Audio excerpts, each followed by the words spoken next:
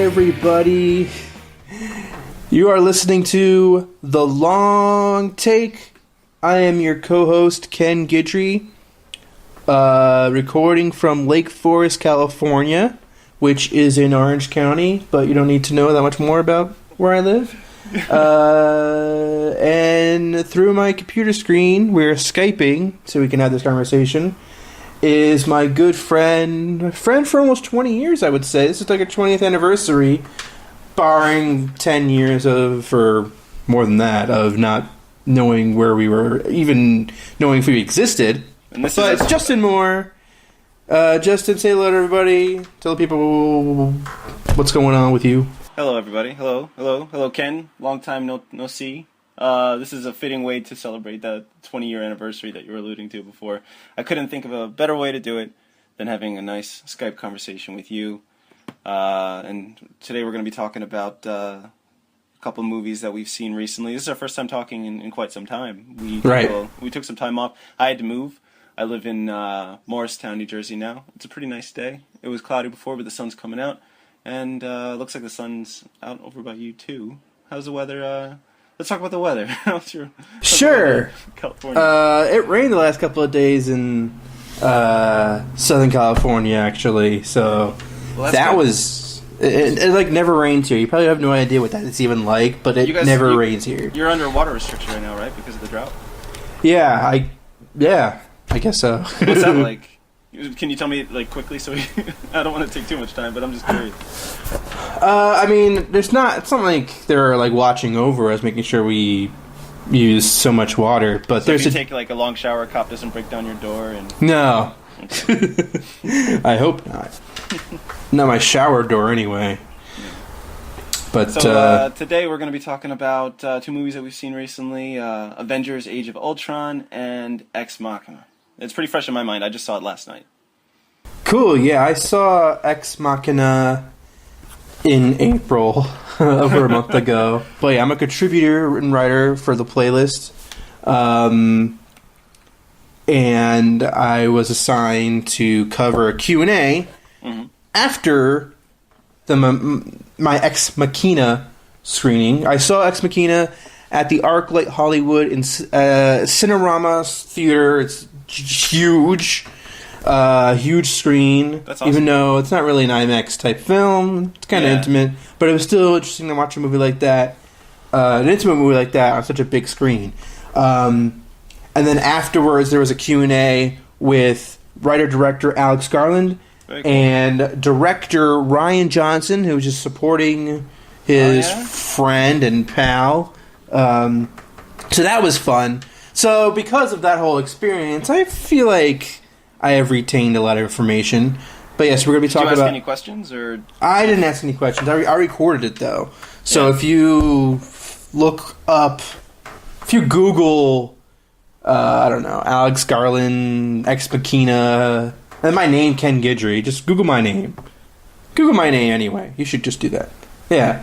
But then not only is a partially written transcript of their conversation in my article, but also what's posted is the full recording of the Q&A. It's all 30 minutes. So, and don't get too worried about the beginning, because Ryan Johnson's mic is all distorted in the beginning, but they fix it. So let's get this out of the way. How do you say it? Am I saying it wrong? Because I said earlier, I heard you say Ex Machina, and now I said Ex Machina. I slipped. I don't think I've said Ex Machina since we started recording. I would never say Ex Machina. That's stupid. Who says that? But no, the director said Ex Machina, and so did Ryan Johnson. So it's Ex Machina. Even though I really want to say Machina, in deep in my soul, I want to say it. You keep freezing on me. I don't know. You're coming through fine. Is my audio okay? Your audio is fine, but you keep freezing on me. I don't know. I just see your giant face. Well, I'm holding very still, so maybe it just seems like. Okay, yeah. No.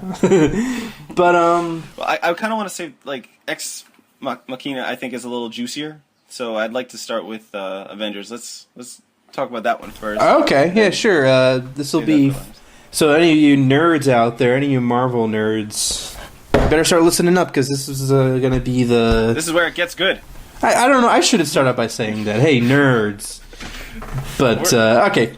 We're the ones having a movie podcast, so we can't really. I guess it's like the case of the pot. Hey, nerds! We're recording a podcast for no reason, but the pot calling the kettle nerdy. You're the nerds. Anyway, I saw Ex Machina last month. I saw Avengers 2 like 2 weeks ago, so I'm a little bit not rusty. But especially since I saw Mad Max Fury Road 2 days ago and you haven't, that's very fresh in my mind. We'll talk about that soon. So next episode maybe, because I'm definitely going to see that soon. But Avengers I saw last weekend.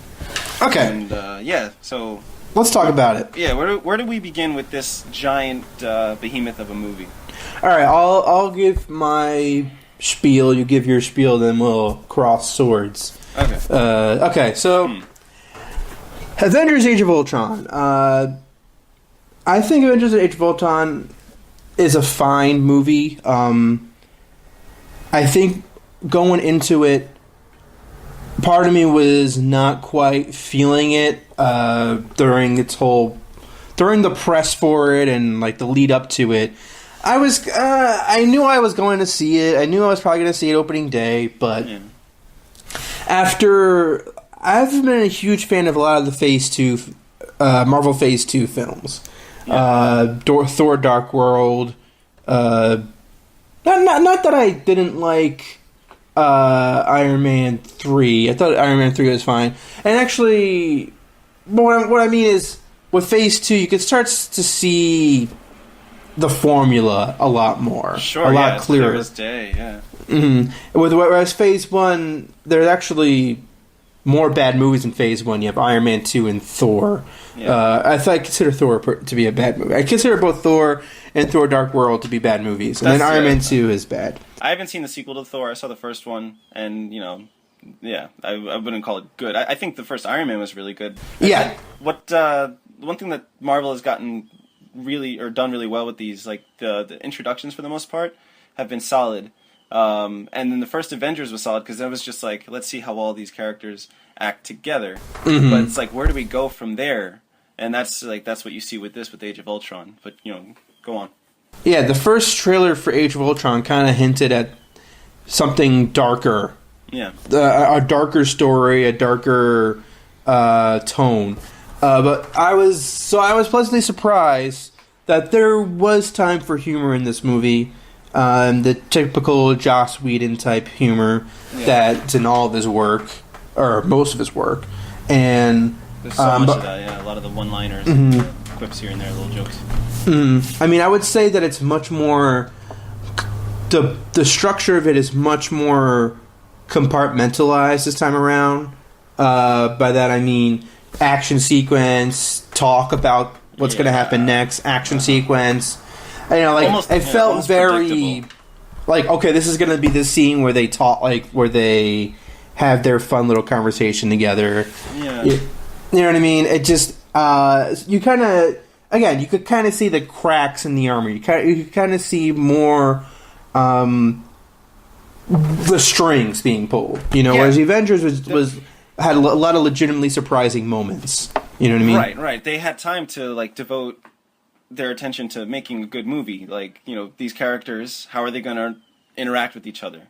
And how are they going to come together to fight a common enemy? Now you've got even more characters, and they have to tell, the origin story of this enemy, Ultron. So it's so much bigger, and you've got to give each of these characters their designated time, so that and also because it's there's a very clear formula here. Like, Marvel's using this as an opportunity to introduce new characters for future movies. So, like, you have that one sequence, and I did a little research on this because I was like, this doesn't really fit. Why are we even bothering that? When Andy Serkis came into the movie, like, that scene's totally unnecessary. And if I'm not mistaken, this movie was supposed to be a lot longer than it finally got cut down to, right? And I think it would have benefited from that because it felt so crammed. Like, my head was kind of spinning because, 1 minute we're talking about this, 1 minute we're talking about that. And then the only reason for the Andy Serkis part was because, like, eventually they're going to be making a Black Panther movie, and they have to get him fresh in the minds of the audience so that, the non-comic book geek, or not geek, I feel like I shouldn't say that, but, like, the non-comic book readers. Yeah, not the fans of the comic books, they don't know who Black Panther is. The only reason I know who Black Panther is because I had a deck of cards, from somebody with all the different Marvel characters on it. But yeah, they have to introduce that. Otherwise, there's really no need for that at all. And that I kind of despise. I hate that. It doesn't belong in a story. Like, tell us a good story. Give us a movie that we care about. And there's another thing that I just want to say before we go on is just like how I was never worried about any of the Avengers because you know how it's going to end. You know that it's going to be okay, And I guess you can make that claim for all comic book movies, but at least when you're watching a movie like, say, The Dark Knight or something, Batman's going to save the day, but the stakes are really high and you don't know how, and you think he's going to be changed by it in some way. With this, it's kind of like, all right, everybody's going to be all right. Iron Man's going to go off and do this thing, and Thor's going to do that thing, but, like, nobody's really going to change that drastically. They're not going to be that affected by it, even though they should be, because this is like a life-changing event. This thing that they've created. Mm-hmm. Yeah, I think Joss Whedon was taking the movie in a lot of interesting directions, and from what I've gathered from interviews with Joss Whedon and probably the reason why he's not making Avengers 3 is he's not. Oh. No, he's not. Joss Whedon is done with the Avengers. He's not. He is out of the franchise. Yeah. He's made it abundantly clear, and they already signed the Russo brothers, who made Captain America: Winter Soldier. Yeah. They've already signed them. Have you seen those? I've seen the first Captain America, but I didn't see the sequel. Was it any good? Yeah, the sequel's fine. I can get into that, but I just want to make this point, which is that Whedon didn't want to make the third Avengers movie because of his issues making the second one, and I think it's because he had a lot of interesting thematic ideas that's set up in Age of Ultron, and you see that in the flash forward that Iron Man has when he sees all of his fellow superheroes dead and he's still alive. The shield's cracked in half, and then he along with Bruce Banner created Ultron. They created the villain that destroys a city. They created their own villain this time. Yeah. This wasn't something that came at them. This was something that they invented. And then Ultron, because I think Captain America even says at some point, this isn't about whether or not we beat Ultron. It's whether or not he's right. Whether or not he's right about us. Whether or not we should still be an Avengers team fighting people. Are we the ones drawing attention to this planet? Or is the planet being drawn attention to regardless? Are we going to have these types of situations? Because really, if you think about it, with Iron Man, Tony Stark, that whole sequence in Los Angeles in the first Iron Man? Yeah. I mean, it's all because of, like, his company and, like, the machines they create. He's basically the creator of, like, his own destruction, And you think about what the characters Quicksilver and Scarlet Witch, like they're going after the Avengers because of what Iron Man, his company Stark Industries, did to their bombs. And I thought it was a nice touch to see that town in Russia were not too warm to the Avengers. They weren't too thrilled to have them be there. I thought that was a nice touch. Right, and it looked like they were, like, Tony Stark's robots. They were throwing bottles at them like they were an occupying force. Right. Like, we don't want you around.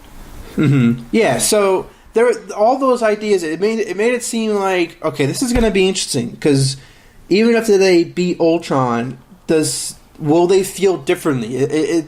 Has the game changed? But unfortunately, I feel that by some means, I don't know what went wrong in the script towards the last act, but other than, spoiler alert, Quicksilver dying, who was a character who was just introduced in the film, and other than maybe Hulk flying into outer space, which is really ambiguous, doesn't really suggest too much.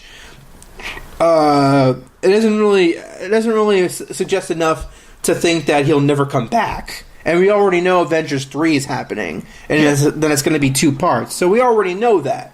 So we already know they're going to come back, and so that kind of makes it harder to be like, wow, things have really changed now. These guys are, it would have been interesting to see if they were like legitimately on the verge of breaking up. It doesn't matter if they are going to die or whatever. It doesn't need to be that. But whether or not the whole situation of the Avengers completely changes. And I think that Joss Whedon introduced that idea, but I don't think he was able to execute it the way he wanted to, and I think that's why he's not going to be back.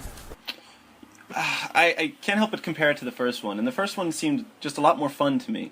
And I was willing to just go on or go off on the ride. And maybe Whedon had more creative control with that one. Maybe because it's a more clear. I think he did. With this one, it's very clear he's got somebody influencing him, and that's Disney and Marvel, telling him this is the story that you need to tell. And the puppet strings are I would want to get out of that situation too. So good for him. I'm sure he wants to make the movies that he wants to make, and he's a talented guy. So why would you want to put yourself in that situation, even if the movie is super successful? These movies are always going to do great at the box office, which is probably why it got cut down from whatever it was, close to 3 hours. Down to a more reasonable, digestible length that people are going to want to sit through. But I think that this movie definitely suffered from it because it's just chopped up. It's super chopped up, and there's definitely more to it that I feel like we would have, that we missed and that we would have liked to have seen. I mean, I don't think Joss Whedon is completely without fault. Yeah. I mean, if you're going to be tackling on the second movie of the biggest franchise of all time now, or going to be, even bigger than Dark Knight Rises, because the Avengers grossed more than The Dark Knight and The Dark Knight Rises. And so you can only imagine Avengers 2 is going to at least make $450 million, at least, maybe $500 million. I don't know about that, but at least $400 million. And so you're going to be making the second movie of the biggest franchise that there is. And you're going to try to make a 3-hour movie or a 3.5, the original cut. And they said Kevin Feige, the producer of Marvel, has said that they were going to release the full-length cut of Avengers: Age of Ultron on Blu-ray and DVD, which will be interesting to see. But you're going to try and put, because there's so much plot. That's the thing, is that there's so much attention is focused on the plot and what they're going to do, and they introduced what's his name, towards the end of the movie, Vision. They introduced Vision, who's played by Paul Bettany. And that whole thing, and then Thor leaves and comes back, and so there's this large plot going on, and when you cut up that, it still makes it overwhelming because there's all this information that's being thrown at you. But you're not really getting a clear sense of what it is. Lots of information. Yeah, it's really just... That's what I meant, when it's all over the place. Thor goes off to this cave, and he brings back the scientist from his movies. And then, he leaves and he comes back. Captain America has flashbacks to things from his movie. And it's sure, they're under the effects of the witch, but, how does that serve the purpose? Thor's got those... Idris Elba makes a cameo in it, and it's why? And then I guess it's leading to the next movie or the next offshoot movies. There are going to be other Thor movies and Captain America movies before Avengers 3, I assume. Yeah, I would assume so. So maybe they're just they're including kind of trailers for their own individual movies in the middle of the movie that where they're all together. I don't know. It just seemed like like I shouldn't have to have read a bunch of comic books to understand why Thor's going off to a cave to sit in in that pool to have a vision or whatever the hell was going on. I don't know what was going on, and I saw the movie last week. I should have been able to get that just from watching it. Don't you think? Mm-hmm.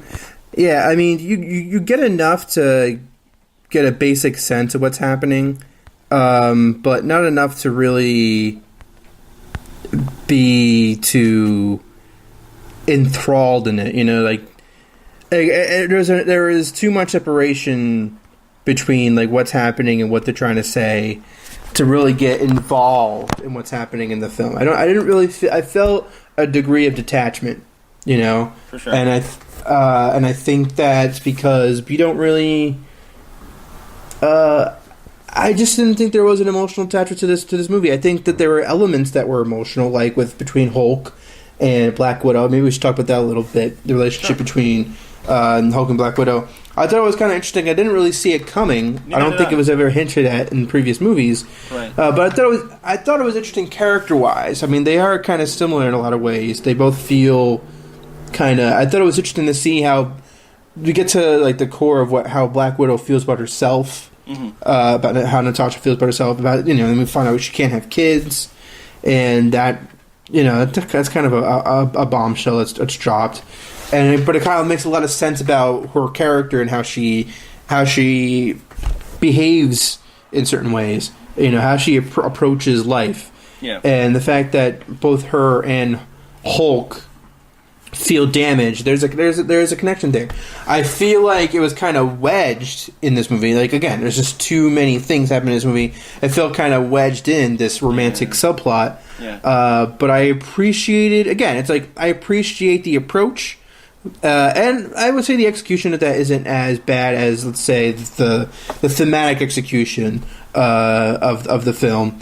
But I would, again, it's another matter of stuffing in a lot into this movie. But I would say that there were some touching moments, and that was probably some of the highlights of the film comes through those characters really having a connection with each other. I thought one of the interesting aspects of the movie was the way that it started. You see them, in the woods of Russia, and they're fighting as a team, and they're doing a damn good job. They seem like very efficient. Like, this is, these guys have gotten really good. But then you learn as you're watching the movie that Black Widow and Hulk have their reservations about being a part of this team, and they kind of want to just ride off in the sunset together. And then you've got Bruce Banner and Tony Stark doing some shady stuff behind the scenes, like not telling the members of their team what they're doing, because they feel, or more, I guess it's more Stark feeling that what they're doing is right, and Captain America will only try to talk them out of it or something like that. So they do this thing, and they wind up accidentally creating this villain. I'd like to talk about your thoughts on James Spader doing the voice work for Ultron for a little bit, though.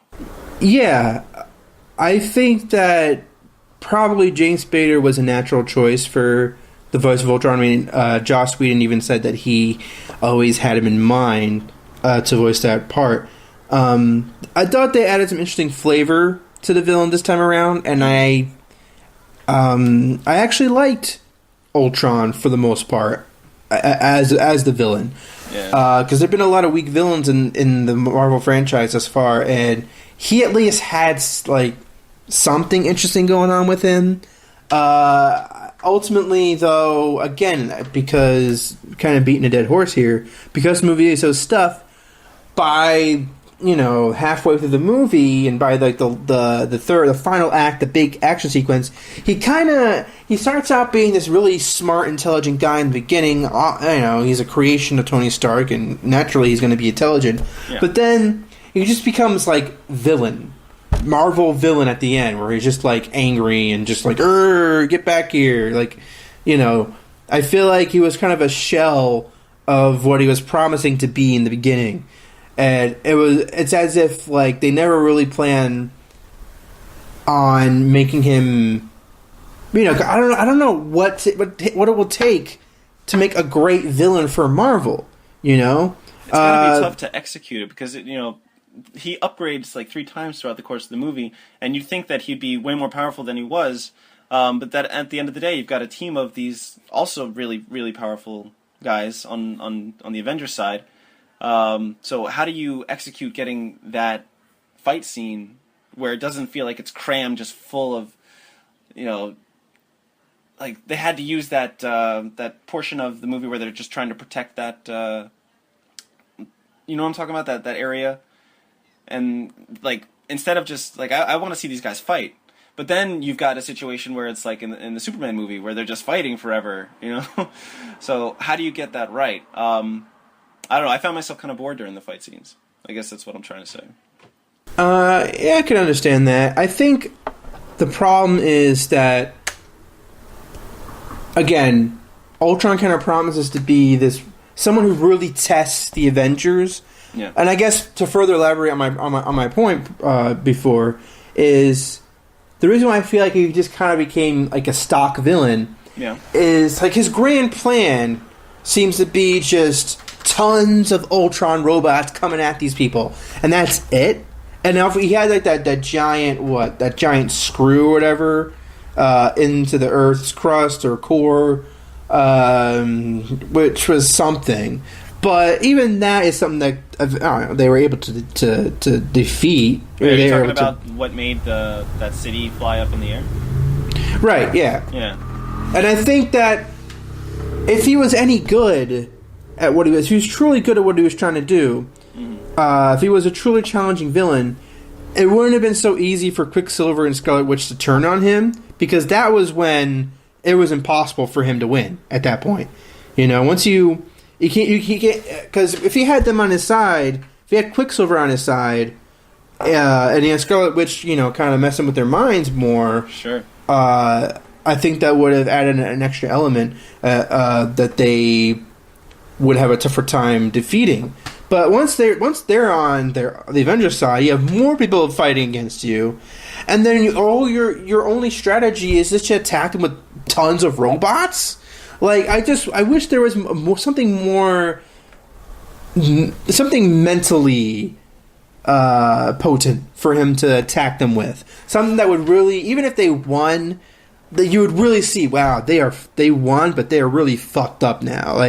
Yeah. they can't come back. How are they going to even come back from this? Like that kind of situation. Right. Yeah. Some stakes. Mm-hmm. Something that splits up the team because they're already on the verge of cracking. Some of these guys don't even want to do it anymore. Right. Or wonder if they're needed. Mm-hmm. So if you got this team that's already weak, and he's supposed to be this super intelligent computer that has access to information from the world. Again, yeah. Then he should be able to figure out a way to screw these guys up and where did all that stuff go? Like he has control of all the internet apparently. Yeah. But all we know is like we see like that the visualization of that, and then like I control all the internet, but we don't really know what that entails. And then like Vision like does a thing. And then he controls the internet. And then it's like the internet, like, what is this controlling the internet business? Like, what does that even mean in this world that you control all the internet? I don't know if it means like that they control the internet. I think it's just like they have like access to it. I don't know. So he has Wi-Fi? I thought right? like I don't really know how you control the, like, what is that even, like, how do you even control it then? Like, do you get all these, that, Yeah, he's a supercomputer that can instantly get all the information at once or something, so that he's just really smart, really fast, knows essentially everything. And then, if I'm not mistaken, and I very well might be, Vision is the same thing, but just for the side of good. Yeah. Yeah. So, you would think that Vision would just be able to take on Ultron. You would think so, but then it would just be this character we just met fighting him. So I don't know. Well, Vision seems like significantly more powerful than all the Avengers like combined. He can fly and he picked up Thor's hammer. He picked up the hammer. That was pretty funny. Yeah. But yeah, I don't know. It's just like I'd like to see a lot more of all that stuff, and maybe on the final cut we'll be able to get more of each character, so that we're not wondering, because he comes in like in the last act, so you don't really get too much information on him. You just kind of like they've been building up. He's been in the chamber developing, and then you finally see him, and then he's in the fight scene, and then he has that little exchange with Ultron at the end, and then the movie's over. Mm-hmm. Yeah, I wonder. I mean, I am looking forward to watching the longer version, but like I gotta tell you, even at 2 hours and 20 minutes, I was kind of tapped out. I was like, because those action sequences are so long. Yeah. Maybe if it's maybe if there's more of the other stuff, they wouldn't feel as long. But that's my problem overall is that I feel like Joss Whedon should have found a better way to make it all work within at least maybe 2 hours and 30 minutes, or something like that. Just get a good... But like he had so many ideas, and he couldn't pick and choose. He wanted to throw it all in there. I'd be really interested to see what his opinion on the whole process was, honestly, with working in this giant studio product and trying to be creative with, when they're pulling you in all these different directions. Well, he's been pretty. He's never been one to like mince words. He's always been pretty honest and open about how he feels about everything. He's already said he's kind of regretted bringing back Agent Coulson in Agents of S.H.I.E.L.D., the TV show. He's already said how he's regretted doing that, and he's insisted that the death of Quicksilver, at least in his view, he's dead. He's actually dead, and stuff like that.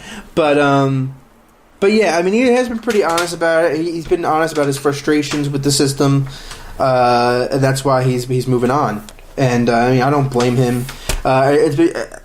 It's becoming more and more difficult to see why any director, a director like Edgar Wright or Joss Whedon, why any of them at this point, after seeing what happened with Edgar Wright and seeing Joss Whedon, he had to have a really, really bad time if he didn't want to sign on for the third movie of the biggest franchise. You want to finish telling your story. You've got this giant story with these, A-list celebrities, and, these great cast, and a guaranteed audience.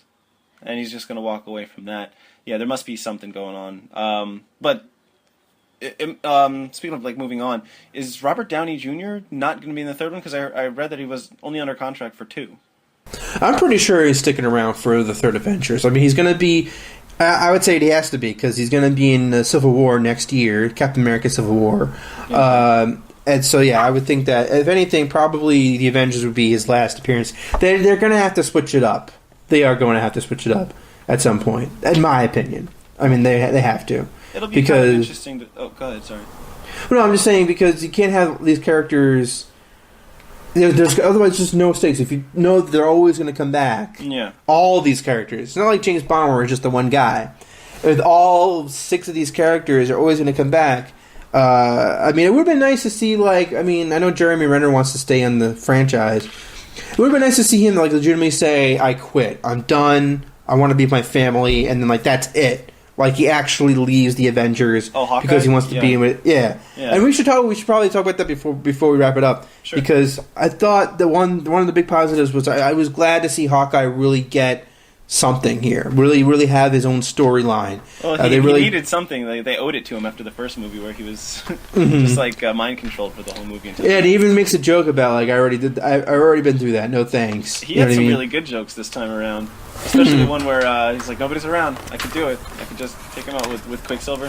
Mm-hmm. Yeah, and then there's one point where he's like, I don't know, we're fighting robots. I'm shooting people. None of this makes sense to me. Which is funny line in that moment, but it's like, you just had freaking alien, godlike creatures come to your Earth, 2 years ago? Mm-hmm. And now this is the crazy part? This part is crazy?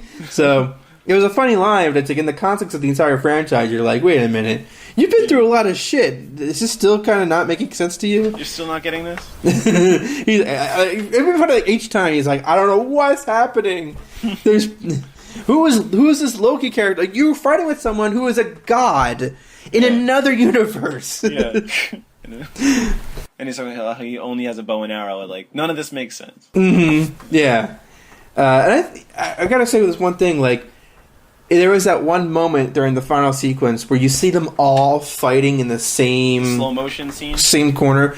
And I gotta tell you, Scarlet Witch, like, doing her weird moves, it was like, you look really weird doing that. I don't know. I must have missed that. It didn't stick out to me. No, no one's really said it, but, like, because everyone else is, like, actually fighting with the thing. And Scarlet Witch is like, wow, I'm doing this motion. This is doing something. Like, it's a girl on acid at Coachella, just, like, dancing. Yeah, it looks like she's just doing some weird dance rave moves. You know, it's just, like, her powers in the context of everyone else's powers, like, together, they just look weird. Like, obviously she's very powerful, more powerful than Hawkeye, but Hawkeye can, like, bing, bing, it makes sense. But she's just like, I'm doing something else that's crazy with your mind, and it just kind of, it felt weird in the context of how everyone else fights, because she's like just moving like motions in the air and the frequencies. I don't know what she's actually doing, but it just, I don't know. I just thought that was kind of funny seeing them all together, and then she's kind of like, it just looks like she's in a rave. That's what it looks like. Before we move on, I'm just trying to wrap my head around, like, the whole plan, not for, like, not the corporate plan, like, making movies to make movies, but, like, the whole story here, where in the beginning you've got Loki who's serving somebody else. Loki's a god in his own right, from Thor's world, but he's serving Thanos, and at the end you see Thanos, but Thanos is pretty much not in this movie at all. And I guess I expected him to be, but it's all about Ultron. And at the end, the post-credits scene, the mid-credit scene or whatever, Thanos, like, puts on the glove, and he's like, I guess I've got to do it myself. And it's like, what did you have to do with this? What do you mean you have to do it yourself? Like, why didn't you just go down and attack while Ultron's attacking? If you're, they're already busy with him, they won't, you know what I mean? So, it's kind of weird that line didn't strike me as... as cool as in the first movie at the end. I can't remember what he said, but it was juicy. It was like, oh man, I can't wait for the next one. And this time around, it's kind of like... Well, I think it's because, like, he was only ever really seen in kind of in action. He's really just sitting down in Guardians of the Galaxy. Right. So, yeah, you don't really get a sense of what he can actually do in these movies yet. And so for the second time, he's still just, like, there. But I think they're promising... And I think it's have to do with all the Infinity Stones. He wants to get all the Infinity Stones so he can rule the entire universe. And I think that's what's going to be the main plot to the Infinity Wars. So I think that they've been kind of holding back Thanos. I think in a way it's kind of smart because they're holding him back. They're giving you a real reason to stay along. You're like, okay, fine. I want to see what this guy Thanos can do. Finally. And I think they're really going to show it in the third Avengers film. It's 2 parts, by the way. Infinity Wars Part 1 and Infinity War Part 2. So it's going to be... I'm going to see that open. I know I'm going to see both movies. I'm not going to kid myself. Yeah, I'll be there too. Just, gotta witness. But you know what? You mentioned this before, and I did want to... about how I felt about Winter Soldier, but I think the best way to tackle this, how we would rank the Marvel movies that we've seen thus far. I can, if you want to take out a notepad or whatever you have on your. Yeah, let me just jot down the ones that I've seen. Yeah, I'll list them all. You can drop the ones that you've seen. So you got Iron Man, Incredible Hulk, Iron Man 2, Thor, Captain America: First Avenger. Then the Avengers, Iron Man 3, Thor: The Dark World, Captain America: Winter Soldier, Guardians of the Galaxy, and Avengers: Age of Ultron. Yeah, that's right. 1, 2, 3, 4, 5, 6, 7. So we're including Guardians in this? Yeah. All the Marvel movies, yeah. Okay. Well, let's see. I don't remember if... Yeah, I saw Iron Man 3. That was the one with Ben Kingsley, right? Okay. So yeah, I've seen all the Iron Mans. Wow. Well... Let's see. Give me a minute here. All right, I'll go over mine. Okay. All right. So the only one I haven't seen is the Incredible Hulk. I've seen every other Marvel movie, not the Incredible Hulk, and now I don't really see any reason why I should see it. I mean, maybe out of curiosity, but different actor. You know, Ed Norton plays him, and I've heard that not much that happens in the Incredible Hulk affects the rest of the Marvel universe. So I really don't see a need to even watch that film. So I'll take that out of my list. But thus far, I gotta say, I think the first Avengers is the cream of the crop right now. I think that's the best film. I think everything that leads to, Phase 1 and that's put forth in the Avengers, I think that it was executed as well as it could have been. I mean, my only fault with the Avengers is the villain issue, but it's so fun. So, like, the way I grade Marvel movies now, not that it's a set type thing, but really, it's like, unless you guys can get over your villain / third act issue, I can't really call these movies great. You know, there's only 2 Marvel movies that I would consider great movies. That's the Avengers, which I just mentioned, and then Iron Man. I think the first Iron Man kind of put everything on the map. I mean, it made everyone interested in the Marvel Universe before we even knew what the game plan was. But where the Avengers kind of took all these pieces and put them together in a brilliant fashion. Like, you liked Thor a lot more than you thought you did. Captain America became more interesting than you realized. The Hulk, Mark Ruffalo's the Hulk. Finally, you see the Hulk, and it's the right way. You finally feel like you've seen the Hulk. I haven't seen Incredible Hulk. But I really was glad to see Mark Ruffalo's Hulk. To see him in action, I was really stoked about that. You know what I mean? Yeah. So that's why it's number 1. With Iron Man, in a lot of ways, it's probably executed better than the Avengers. It probably has a better storyline and everything than the Avengers. Better approach to the story. It was one of the first superhero movies at the time to approach its overall story in a light way, you know, and it kind of set the tone for the Marvel movies to come, which you have to give a lot of credit to Jon Favreau for that, even though he's not a part of the franchise anymore. Yeah. Whereas Joss Whedon has done immeasurable things for the Avengers franchise, you have to give credit to Jon Favreau for setting the overall tone of this entire universe, because that first movie was so important for making the rest of the movies work, because the end credit sequence in Iron Man is Samuel L. Jackson coming to Tony Stark's lair, and told him about Nick Fury. I'm Nick Fury, and I got this whole Avengers initiative thing. Yeah. All right, so let me finish my ranking. I won't talk too much about these other ones. I would say Captain America: First Avenger is a really, really great, really good, well-made film. It's really. There's really not much wrong with it. It has actually one of the better villains out of all of them. What's that? Isn't it Red Skull? Red Skull. Yeah. And I as far as origin stories are concerned, I think Captain America had the most interesting one. So I put that number 3. Number 4 would be Guardians of the Galaxy. Maybe it belongs over Captain America: First Avenger, but watching Guardians of the Galaxy a second time. The problems I kind of had with it the first time really stood out, which is like the villain is basically non-existent. It really doesn't matter. And the third act, I just kind of was. I feel like I saw all I needed to see. I kind of wanted to turn it off after I saw all the good parts, because Guardians of the Galaxy.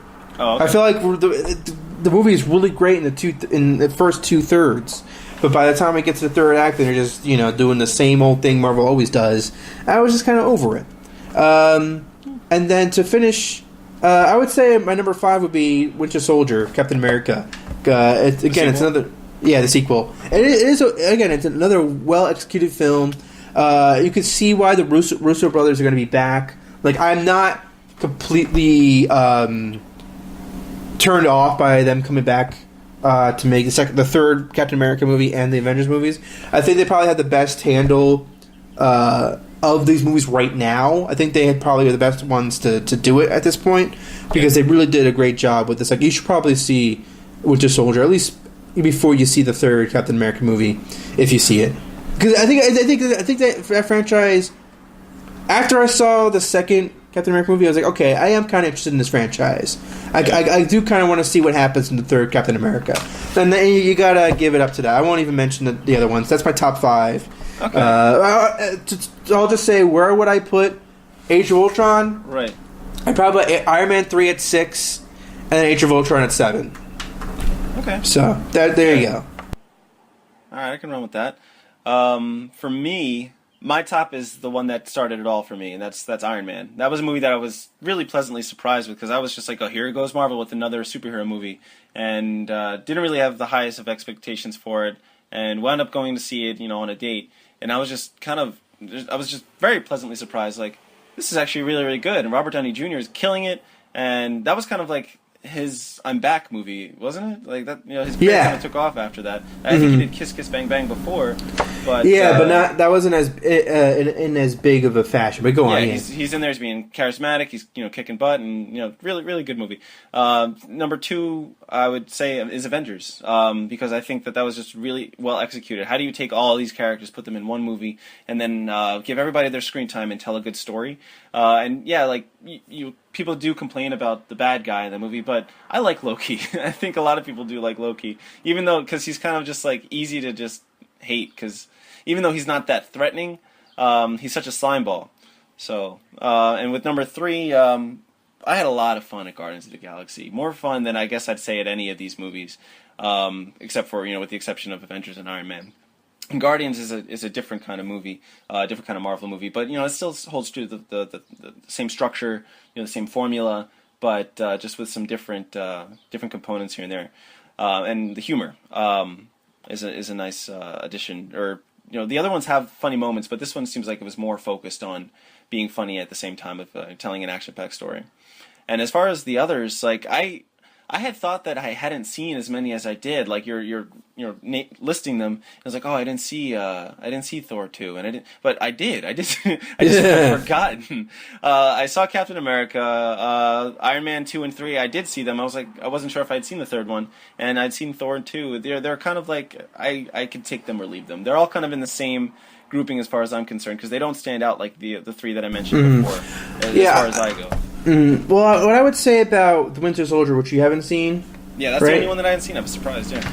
Yeah, what I would say about it, and the reason why it's number 5, I think it's well deserving of praise. Not that it's... I think it's good enough to I have more nice things to say about Winter Soldier than I do about Age of Ultron. I'll say it like that. I think it's a better movie than Age of Ultron. Yeah. And that's because I liked the approach to the overall story. What the Russo brothers do is they don't approach, except the third act, which the third act has to be the same type of movie each time. But at least in the first 2/3 of Winter Soldier, the Russo brothers kind of take it on as if it's like a political conspiracy film, a political conspiracy thriller. That's really their approach to it. I think they really did a good job with that. So, and that's why it kind of sticks out to me, because it really had a unique way of taking on these Marvel movies. So I mean, they put their own spin on it the best way they could, and for the most part, it was really executed very well. And after the Avengers came out, I feel like there was a lot more color, more flavor to Captain America / Steve Rogers the second time around with the second Captain America movie. Yeah. And they did a great thing, which is they brought in Natasha, aka Scarlett Johansson, to be as kind of like a sidekick. She kind of helps him out a lot, and you have Nick Fury's in there, and most of the Shield, and that's where the Shield kind of breaks apart. In that film too, that was a big development in the universe. Is that the Shield gets taken over by Hydra, and it was always controlled by Hydra, and you get to see it fall apart in that movie, which may not have made sense to you then if you didn't see the second Captain America movie. Yeah, I hadn't seen that. So when Shield comes back in Age of Ultron, I was like, oh yeah, where did they go? Yeah, that's why you gotta watch that movie. Yeah, but yeah, that's my... check it out. Yeah. All right, well, I think we said pretty much everything we've needed to say about these films. Again, I'm still in. I will watch. Oh yeah, Ant-Man is next. Ant-Man, I don't know. That'll be interesting. It's a completely different character. Be interesting to see. We have our misgivings about it just because of what happened to Edgar Wright. But yeah, I like Paul Rudd, and we'll see how it goes. I don't know. Like it's I know these movies are coming, and I know that they're gonna do pretty good.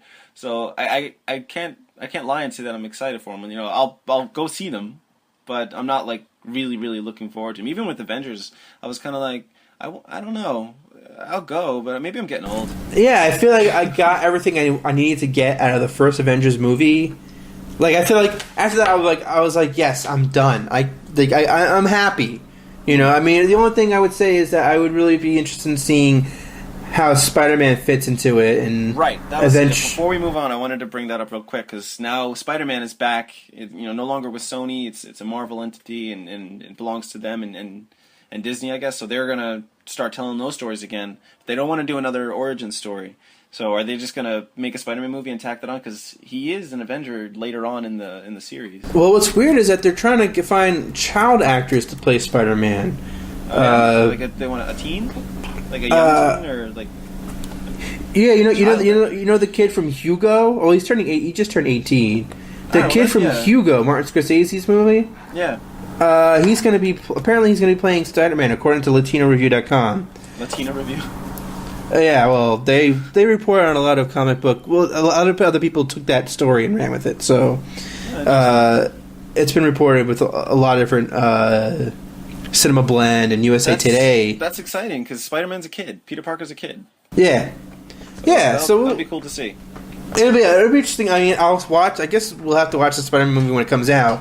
But I really want to see how he fits into the Avengers universe. You know what I mean? Spider-Man was always my favorite superhero, so I'll be really excited for him to get his due. I was really happy with the Tobey Maguire ones, like the first two, and then after that, and since then, Spider-Man's kind of gone to shit. So it's time to he should be the face of Marvel right now, and he's not. So I hopefully they can turn that around and make that really awesome. That'd be great. I'm not really sure who they're looking for as far as directors are concerned, but.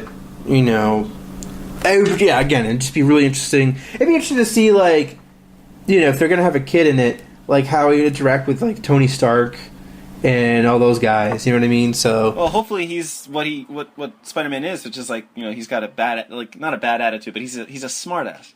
So hopefully he's, getting under people's skin almost and kind of annoying them a little bit because he's smarter than them. He's this annoying punk kid. Yeah, he is. Yeah. But he's a good guy. He's a really good guy. But he's just he knows. He's a guy who's been bullied his whole life.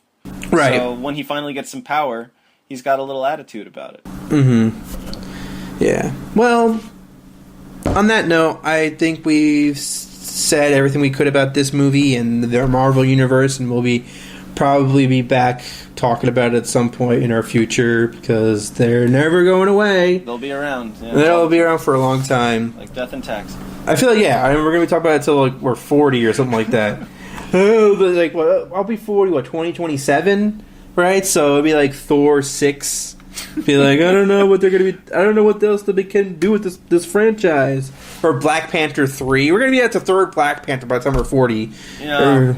Or what's worse, they'll probably start rebooting them and telling them. Iron Man with the kid from... I can't even think of any kid actors. I'm thinking of the kid from Modern Family. That's the only thing that's... Okay, yeah. Was it Rico Rodriguez or something like that? I don't know his name. I'd probably see something like Joseph Gordon-Levitt or something like that. I feel like they're going to get him in there at some point. Maybe he'll be the next Iron Man because he's 20 years younger than Robert Downey Jr. I think. So yeah, he's a pretty young guy. Anyway, so that's what we'll be talking about. Ex Machina. Yeah. In our next... Should we take a little break before and then come back? Yeah, I think we should. That movie. Yeah, let's take a little break. All right, so we'll take a little break now. You're listening to The Long Take, and we will be right back.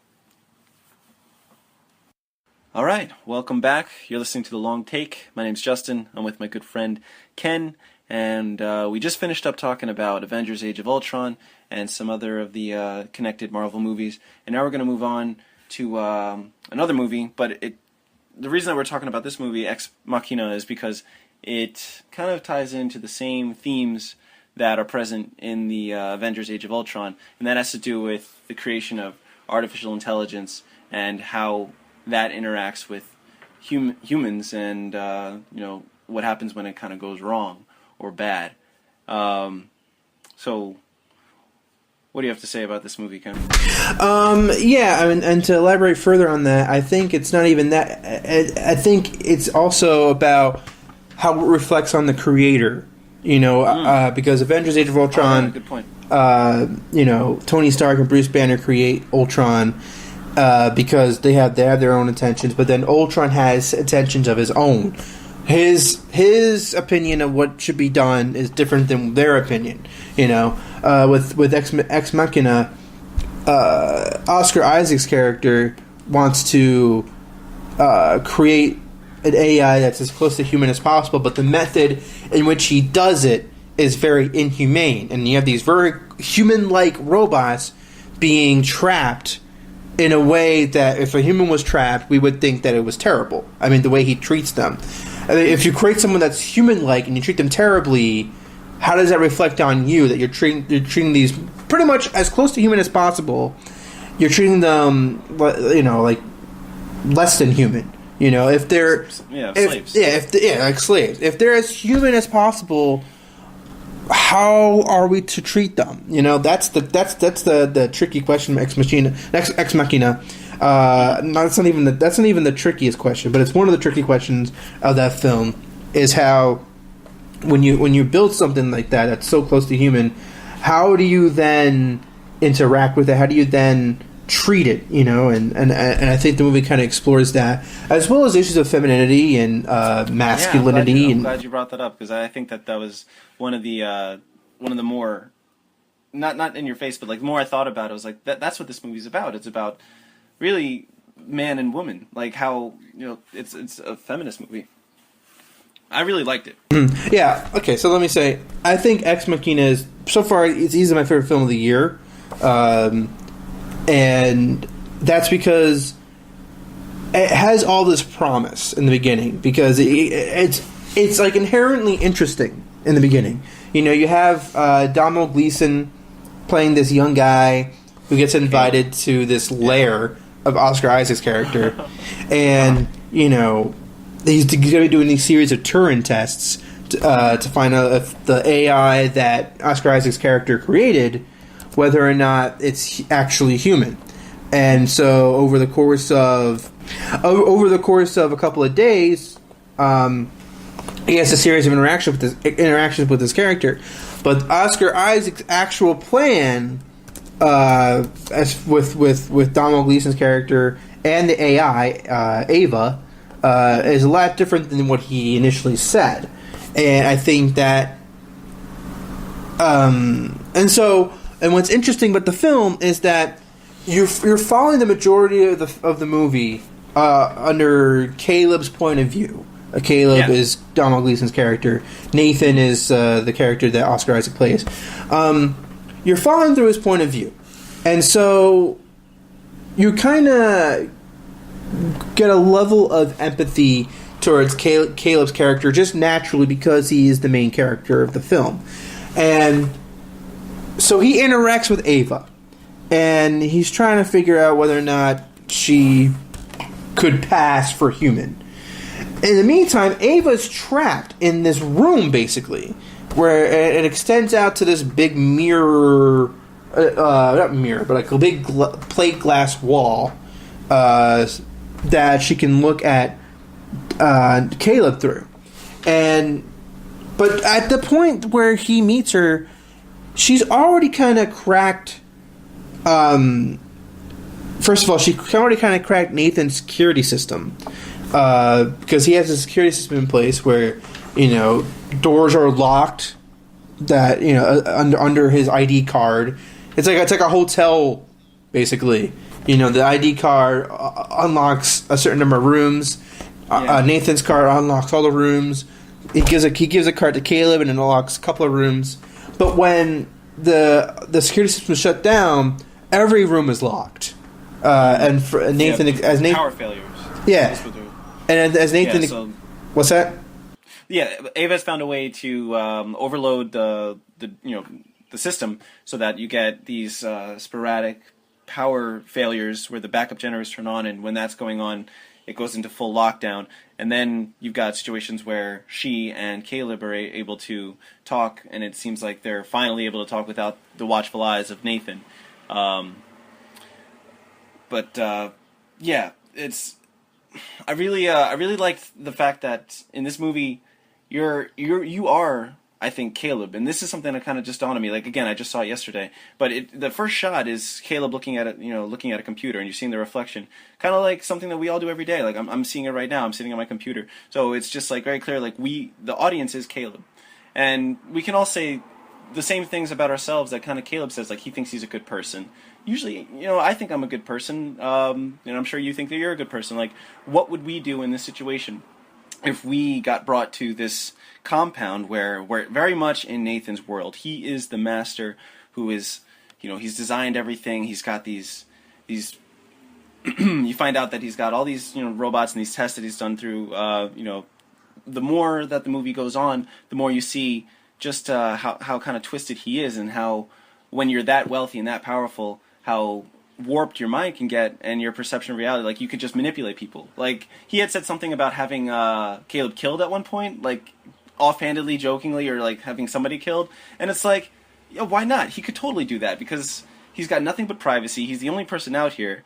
There's no cops. You can't call the cops from over there.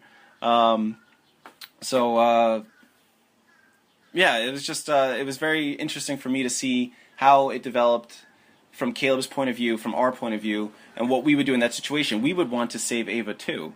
But when you find out that the whole thing is just, it's a ploy, it's just to see if Ava is smart enough to try to, to escape, to use Caleb as a means of escape. That's what the whole movie winds up being about. And at the end, when she walks away and leaves Caleb behind, you're thinking, what the hell? He saved you. You should want to. You kind of get the impression that they're gonna walk off together, and be happy. They're talking about going on the what would you wear on your first date? Like, she totally takes advantage of Caleb, and during the whole movie, like, I didn't pick up on that at all until the very end. It kind of blew me away when he's locked up. Like, of course she's just using him. She just, once again, she's just that good that she can fool him and us and walk away and do whatever she wants to do. I don't want to talk too long. I know that there's things that you want to talk about, so I'll let you go ahead.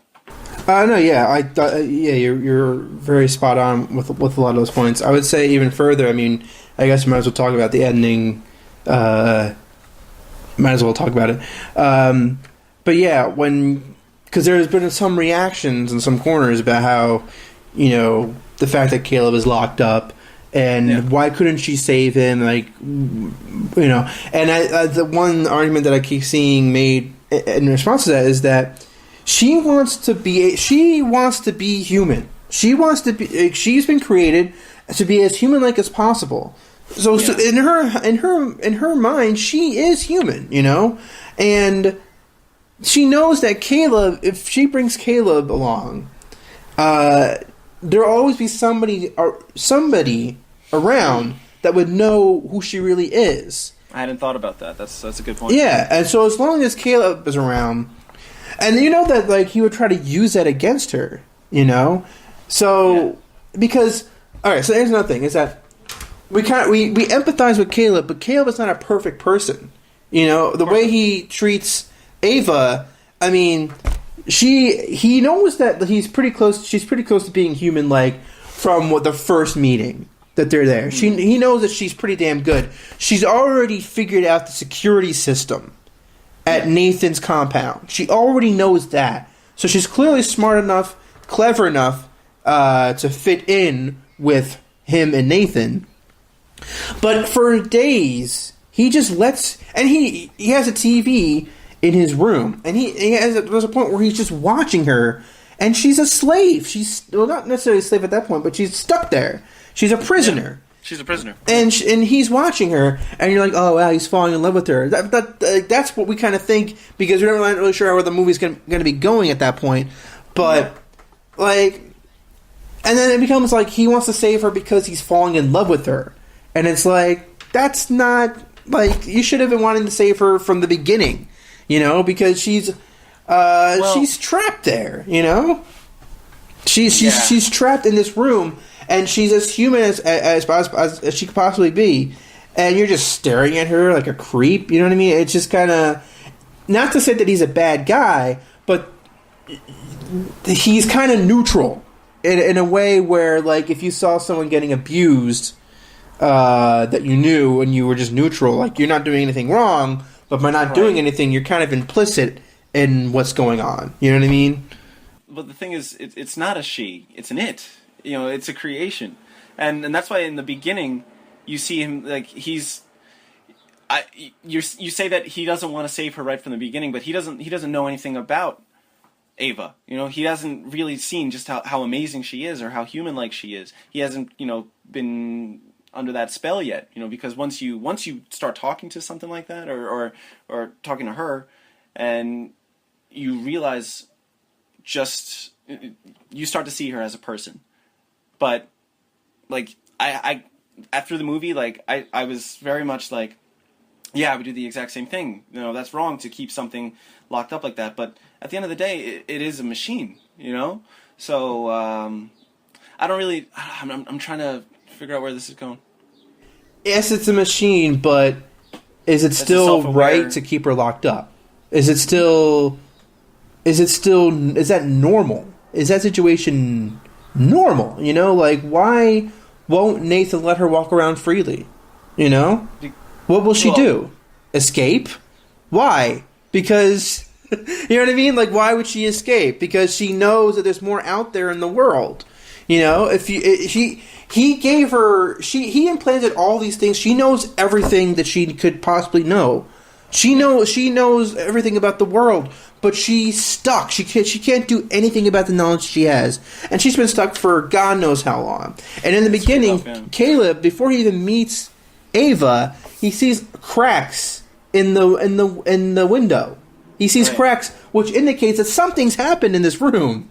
You know what I mean? That something not normal is going on here right from the get-go. That was the first meeting that he sees the little cracks in the window, indicating that someone scratched or tried to break through. And I don't know. I just feel like he's a little too calm and cool about what's going on around him in this entire situation. I guess I probably would be feeling a little differently too, or a little weird, because he's in this very uncomfortable situation. He doesn't know anyone. He's got Nathan on one hand, who's just as intimidating and off-putting as a character could be. He's super rich, super smart. He's this alpha male. He's got this full beard. He's you see him with the punching bag like right off the get-go. This is a very physically dominating and mentally dominating character. So immedately, Caleb feels like he's inferior to him. And then, knowing that he's watching you the whole time, he's got to act in such a way that he's like on his best behavior. You know what I mean? He's not going to be himself. You don't really see how he is until the lights go off, and then. When they start to talk for real, then you see that he cares about her. He's like, are you okay? What can I do to help you get out of here? Because that's when he finally sees that Ava has a problem with what's going on. And everything isn't hunky-dory, and she realizes that she's a prisoner in this cell, and she wants to get the hell out.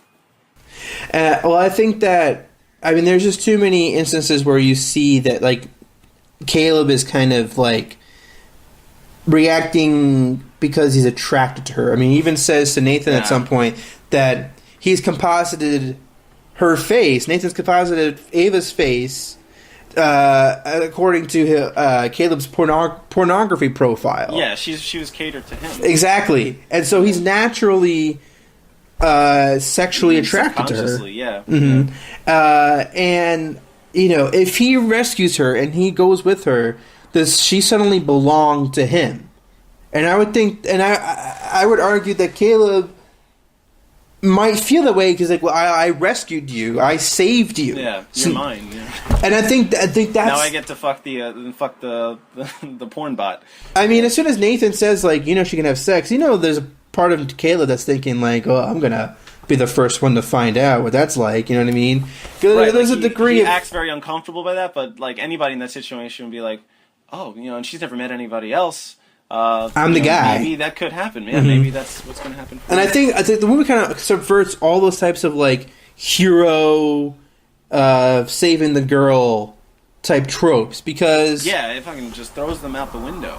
Yeah, because like for so many of those movies, the girl naturally falls in love with this guy who saved her. Sometimes it's someone that she's already in love with, but sometimes it's not. Sometimes it's just a guy who's their hero, and all of a sudden that they have to fall in love. Like she doesn't owe him anything.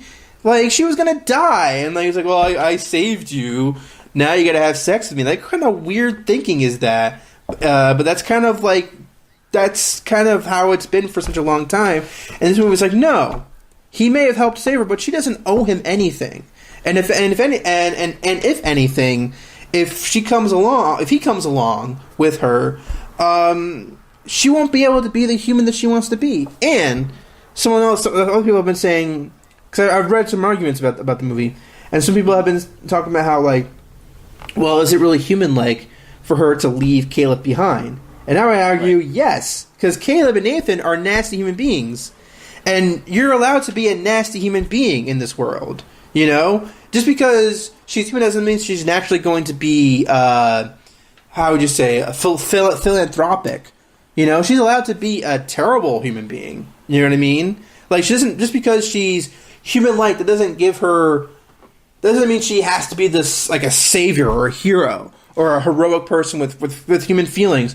She has human feelings, but she's also selfish. Because humans are selfish, and I think the movie kind of takes on all those types of, because I think it kind of takes on humans creating AI and then getting overwhelmed by it, but B, the idea that like, what does it really mean to be human? I think that's the question that Ex Machina asks is, what does it mean to be human? Does it mean are you going to save that guy who might try to kill you or might try to own you or you have to be submissive to? Would you save that guy? If you were, and I think that's the question, if you were Ava, would you have saved Caleb even if you knew that probably means you owe him for a lifetime?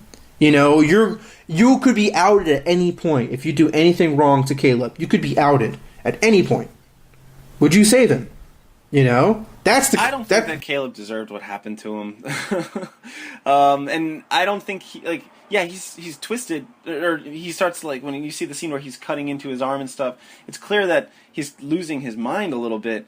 But I don't think he's. You called him a disgusting human being. I don't think he's disgusting. I don't think he's not. Did I say disgusting human being? I don't know if that's what you said, but like, I said that like, he and Caleb were bad guys, or he and Nathan were bad guys. I'm not saying that he's a bad guy. I'm saying that he's neutral. I'm saying he's implicit in what Nathan's doing. At least at a certain point. Maybe not the first or second meeting, but at some point, he has 7 meetings with Ava, and it takes him like the last day that he's there to realize that he wants to save her. He doesn't want to save any of the other AI that's... he doesn't want to save the Japanese AI that's stuck there, who's just as... She's a slave. She's actually a slave. And she is... And you find out... Till the end. Yeah, you find out towards the end that there's a little bit more to her because she kills Nathan. But Caleb doesn't even bother to find out if she's human, if she has human-like characteristics that Ava has. You know what I mean? Because her face isn't a part of his pornography profile. He lets her be Nathan's slave. You know what I mean? Like, he's not interested in saving her as an AI though. Does he ever realize that she's an AI? I mean, I know that Ava does, but I don't know. Like, I don't think that Caleb knows that she's AI, or maybe he did find out at the end when he was walking. Yeah, he was walking in through, opening the closets, and then he sees her behind, and she's just laying there naked. So I guess he can put 2 and 2 together. But I think a reason for that when she's trying to seduce him, I think she's also trying to seduce him. Because she's trying to take her blouse off. Yeah, she's trying to get him to take her, and he's not interested in her. She doesn't. The only problem with her is she doesn't speak his language. That's the only problem. She doesn't speak English. That's the only problem. But she wants to leave too. I feel like that was a signal that indicated that she's not like just a sex robot. That's just what Nathan does with her, is have sex with her and make her cook and clean. But I think that she's kind of trying to do the same thing that Ava was doing. Only she is able to actually touch him. But he's like, no, he thinks she belongs to Nathan. You know what I mean? I'm not saying that he's a bad person or a disgusting person, but I'm saying that it's an inherently wrong thing, like in our society or whatever, the way we value certain types of people or things, where we say, okay, she belongs to him, so that's kind of what that thing is. But I'm attracted to Ava, so I want to save her. Not saying he deserves his fate, but I can say I understand why Ava leaves him behind. That's what I'm saying. I guess I feel bad for Caleb because he was manipulated this whole way through. First by Nathan when he was brought in under false pretenses, and then later by Ava when she totally just uses him as a means of escape to get out. And he feels like he's doing the right thing by saving her, whether or not his intentions are good. I don't think he just wants to fuck this robot. No, he wants to have a relationship with her. He wants to be with her. I think more than that, he wants to just save her, though, because he starts to see her more as a prisoner and a victim, and then he starts, like, she tells him, don't trust anything that Nathan says. And Nathan turns out to be pretty much everything that Ava said he was. So Caleb, and I didn't see this coming, because once you find out that Nathan planted the battery-powered camera, and he's able to watch, you're like, what the hell's going to happen now? Caleb's screwed. Ava's screwed. They're both done for. But Caleb had, the foresight to have a plan for that. And I guess in our society we like to reward people for doing things like that, or his actions led to the liberation of this being. And she's able to leave her cell, but he takes her place, and he's going to die in there. And she left, and she didn't give a shit. And I don't know if that's because people are allowed to be bad, like you had said before, or if it's just because she's just a robot. But I don't know if she has compassion. I think she wants what's best for her, like a lot of people do. So she does what she can to get out of that situation, even if it means letting somebody like Caleb, take your place. But why would she have compassion, though? Her entire life, she's been trapped. Her entire life. She doesn't know what being good to someone is like. The only thing she knows is that she's savvy enough to trick Caleb into falling for her so that she can escape. I mean, she may be able to have life experiences where she learns compassion. I don't think she's going to be this evil AI unleashed to the world. But in that situation, that compound, the intensity, the intensity level is way higher because she's stuck there and she needs to escape. And she uses Caleb to escape, but there's no reason. Why should she trust Caleb? Because he lets her leave. Her entire life, she's never been able to trust anybody. Her entire life. So why would she suddenly gain trust to him because he saves her? She doesn't know what his plans for her is. We know. We might know what he might do, but she doesn't know. And I think that's what the tricky thing that the movie does. It doesn't let us see her point of view because it wants you to really ask that, really take on that question. Should she trust him? Should we trust other humans? And again, it brings on that bigger question. It's like, what does it mean to be human? I think that's the question. Like, what does that mean? And I think that's why the movie is so strong. The ending is so strong because it has it was unsettling for me in the beginning when I first watched it. I was like, I was really unsettled by that. I couldn't not think about how the ending plays out. But the movie could totally end the way that you kind of see it like, oh, she's making herself a beautiful woman for him, and they're going to walk off together and fly off together and be free. And what are the God? How do the storybooks end? And then they live happily ever after. Yeah, and then and that's what you expect because you've seen so many movies before and so many stories told that way.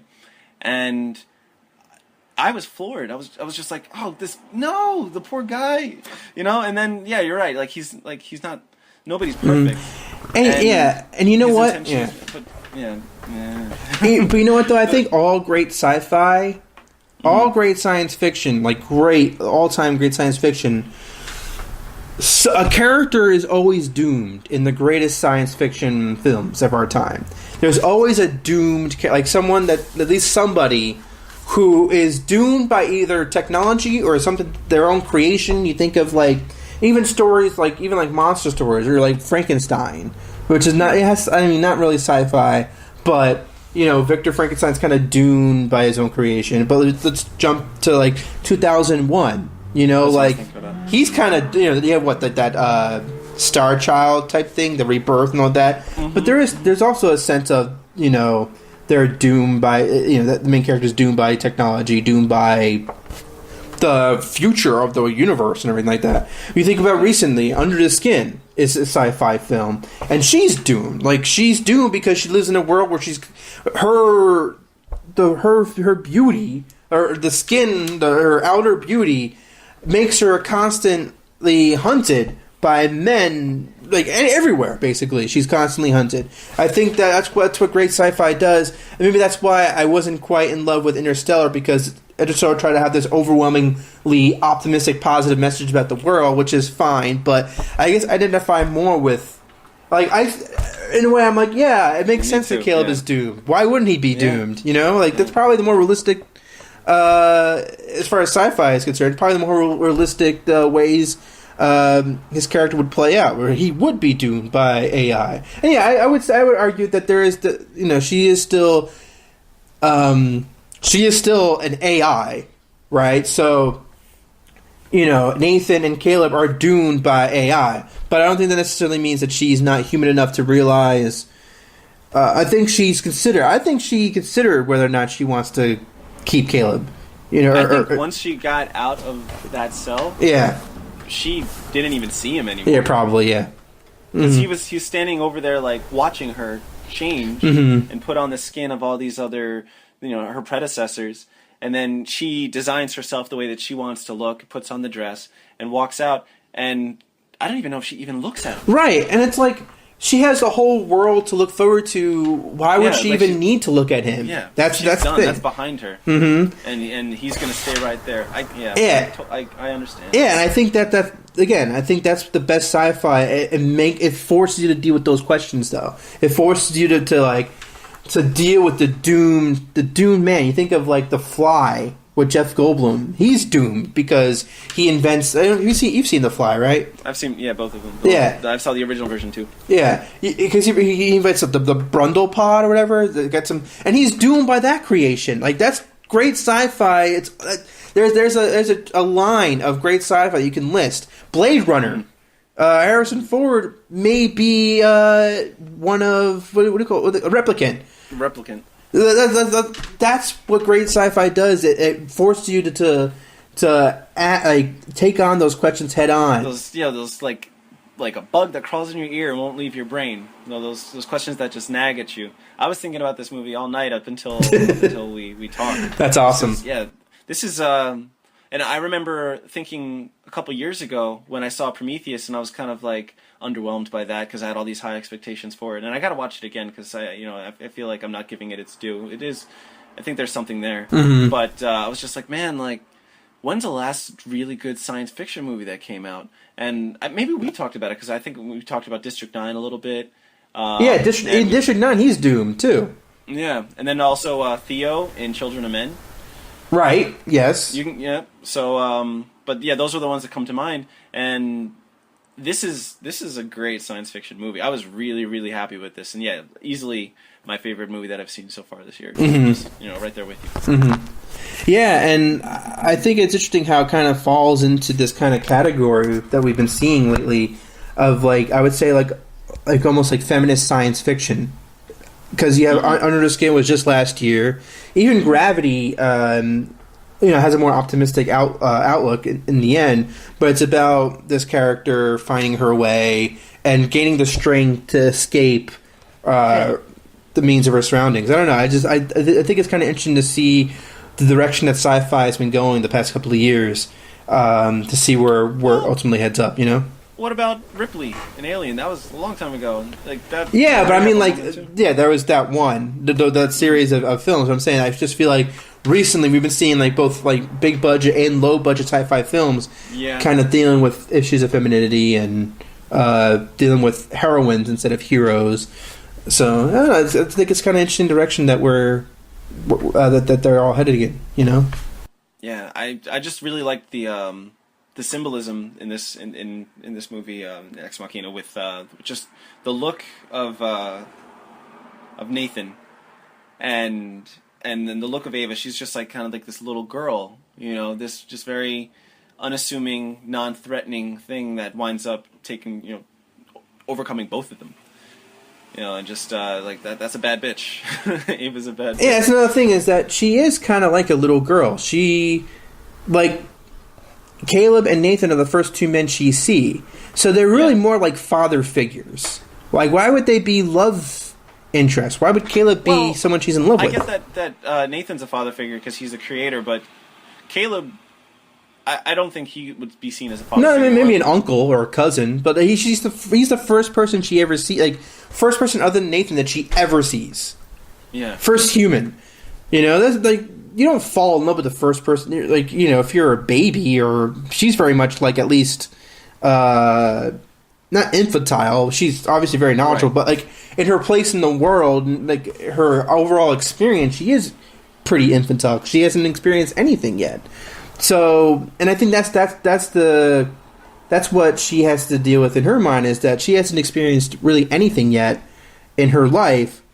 And so that's what's really, once she's finally free, she wants to explore everything in the world. She wants to, you know, walk around among people, you know, crossing the street with people in New York City or whatever. Yeah, she, I'm glad you brought that up, because I found that to be one of the more interesting aspects about it. Just looking at Ava and her character, she has enough insight to say, like, to get out of this situation, I have to charm Caleb. I have to get Caleb to fall for me.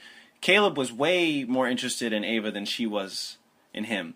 You know, she very much just looked at him as a way to get out. You know, and even Nathan said that, like, she is in the maze, and you're like, I don't know if he said like if Caleb was like the cheese or like the reward or whatever, or just another variant or factor to see how she would react, or, you know, to see if she would be able to use him to escape.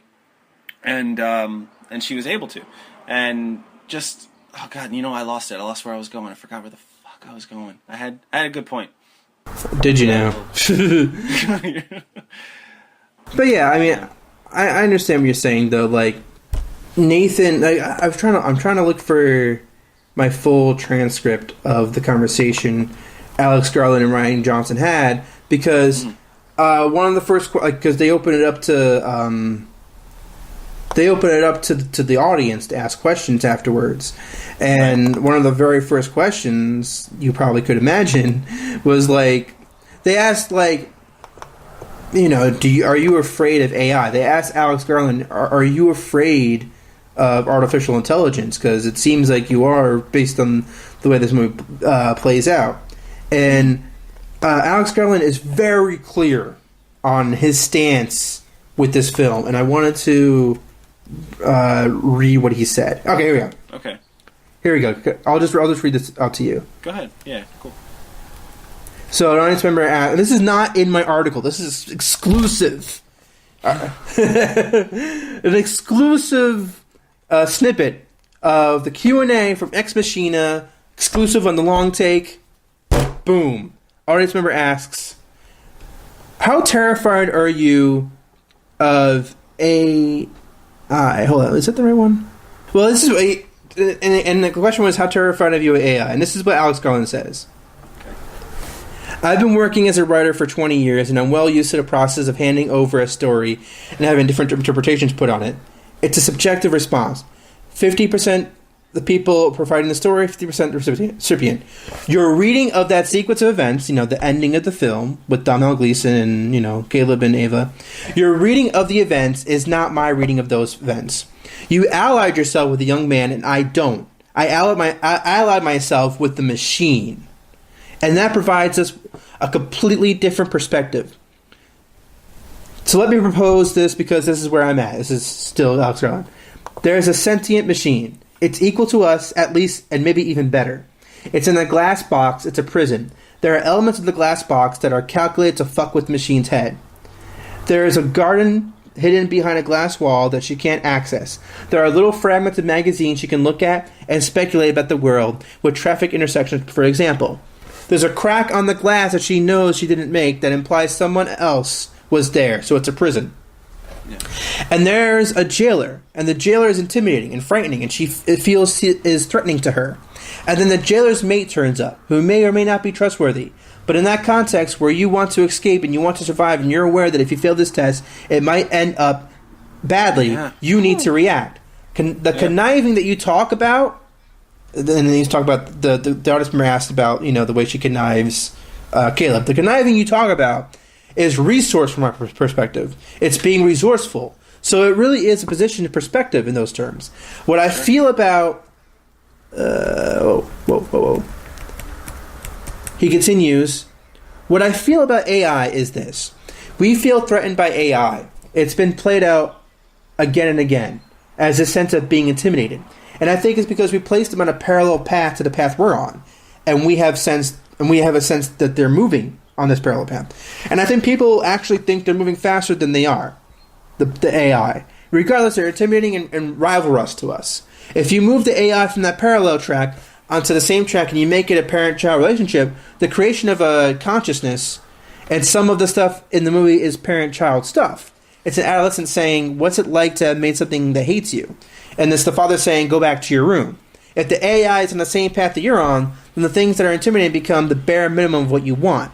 They stop being a threat because you want of your children that they move away and that they live longer than you do and have a life at least as good as yours. And then he says, so I'm going to disagree in a holistic way with everything about your question. But that's your take on this 50-50 contract deal between the story that's given and the story that's interpreted. It's legit. That's yours. It's just not mine. That's all. That's awesome.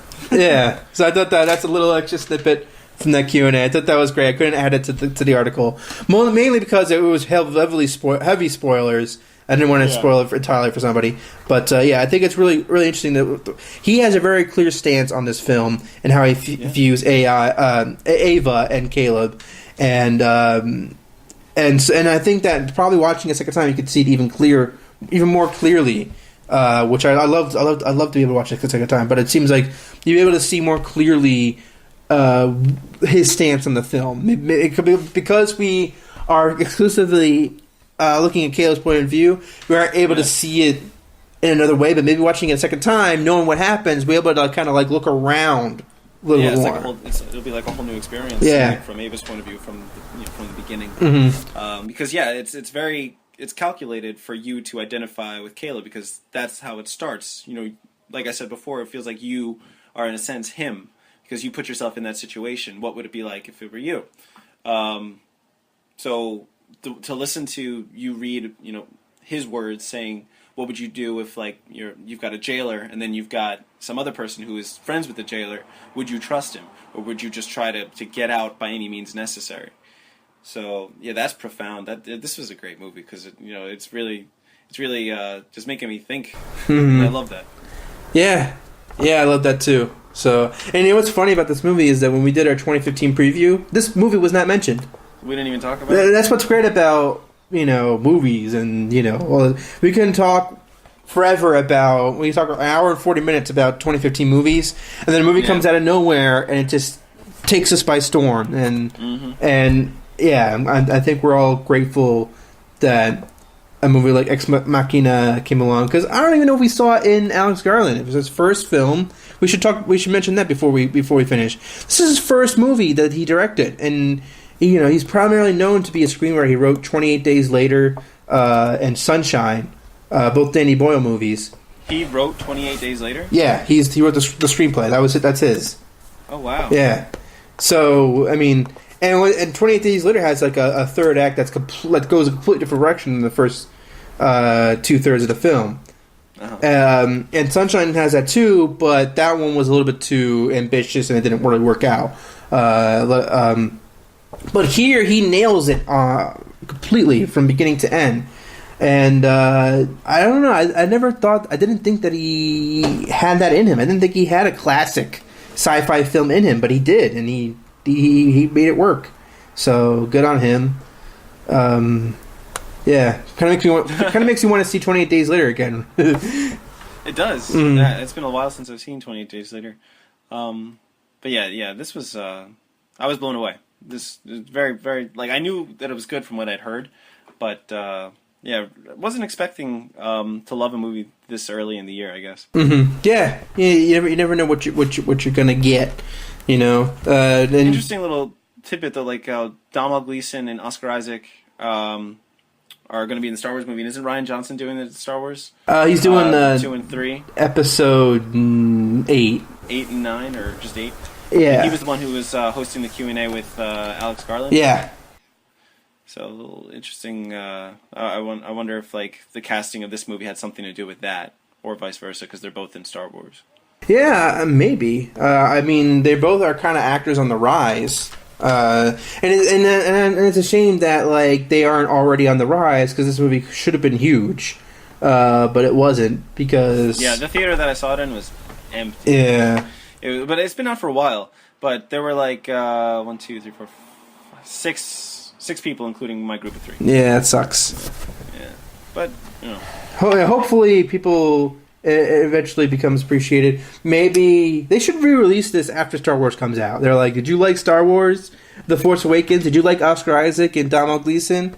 Watch Ex Machina. Do it. You know? And you know what's interesting? That Alicia Vikander, her career is going to be starting taking off too. Yeah, I was looking at her. She's got a bunch of movies lined up. She's going to be in Man from U.N.C.L.E., I think. She's going to be in The Light Between Oceans, with Michael Fassbender, who is dating her. Like, does he really need everything in the world? I don't. Like, not to put her in a box. Not to say that she's just, an attractive woman. She's way more than that. See, I would wind up trapped in that thing forever. We both would. That's a scary thing. Yeah, is that we know? I think that's why I identify with Clay, and I feel bad for him because I would be locked right in there. Mm-hmm. I would have done nothing differently. Mm-hmm. And she's also going to be in the Danish Girl, the Tom Hooper movie, the one with Eddie Redmayne, who looked that one picture that came out from that movie. Yeah, where he's playing transgender. Yeah, she's got a hot list of movies coming out. So good for her. Good for Gleason. Good for Oscar Isaac. I just wish Alex Garland was able to reap the benefits of these very talented actors reap the benefits financially. I mean, well, this is his first, so hopefully there's more to come from him, and he can be like, the director of Ex Machina. This is his next movie, and he can just continue to make, more good movies. Mm-hmm. Yeah, it's rare that a guy's like who blows up from his first movie. Yeah, I mean, box office wise, it's made $27.5 million so far out of a $13 million budget. So it's a success. It's very much a box office success. It's just after seeing the film, it's like, man, if only people were smart, this movie should be huge. Like this movie, it feels like it should be huge, but maybe in a way, it's better that it's kind of like this intimate thing. It's like it feels like it makes it closer to us. I don't know. It was completely word of mouth for me. I didn't even. I just heard from it. I looked it up because I'd heard it mentioned from some of my friends, and that's when I saw the trailer, and that's when I said, "Oh, this looks really good." I don't know if I would have if it would have even been on my radar if it weren't for that. Mm-hmm. And what's funny is that I saw this mentioned on Twitter about Domhnall Gleeson, but someone was like between Frank and Ex Machina, it seems like Domhnall Gleeson's being typecast as a character who doesn't realize he's the main character of his own movie. Because at the end of Frank, he's like, okay, I'm not really part of this band anymore, so he just leaves, and then he just walks away. like he's just kind of like this guy, like this. He's been put two movies in a row. He's played characters who thinks he's part of this thing, but at the end, he's not at all. He's really not a part of this at all. You know, he tries to fix things, but it doesn't wind up being for the better for him. It doesn't wind up going well for him, even though he tries to, you know, put his hands on, you know, the creation of that band and Frank, and trying to release Ava. He winds up trapped in the end, or you know, both times. So I'm surprised. I didn't think it was going to be Domhnall Gleeson who comes out of Harry Potter and has the most blossoming career. You know. Yeah. Well, man, I think we covered both Age of Ultron and Ex Machina as well as we possibly could have.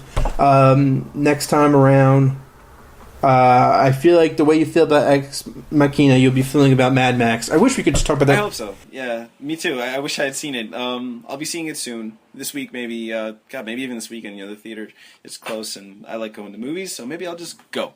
And next episode, Mad Max, Fury Road, coming at ya. This is Ken. And this is Justyn, and you have listened to. It's been nice talking to you. It's been a month or 3 months. So it's been 3 months since we recorded, a month since we talked. Yeah, and I'm glad that we finally got back to it, got back to road, and I'm looking forward to talking to you again about Mad Max on the next episode. Mm-hmm. Yeah, definitely.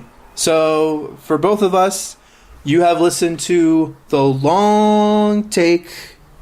Have a nice weekend.